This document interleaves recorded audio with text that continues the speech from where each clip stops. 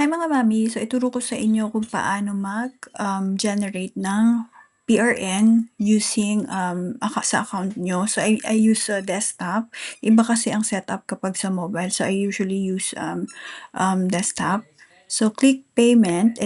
Once nakalagin na pala kayo, ito hanapin yung payment reference number and then contribution. And then lagay mo lang yung member type nyo. Yan, select nyo kung ano yung tamang member type nyo ha. And then your applicable month. So let's say for example, mag-generate ako ng for the month of July hanggang July din. So let's say isang month lang yung babayaran ko. And then select contribution.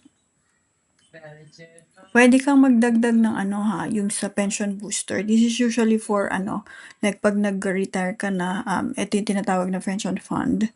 And then generate PRN. So once nag-generate ka na ng PRN, yan, lalabas na yung summary and click pay lang. Yan. So I usually use MYEG. Yan, so MYEG.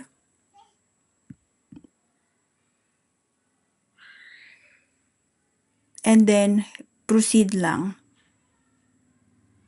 So once clinic mo yung proceed, pwede kang magbayad through credit card or debit card, bank transfer over the counter. But yeah, I usually use GCash. And then ito yung summary niya.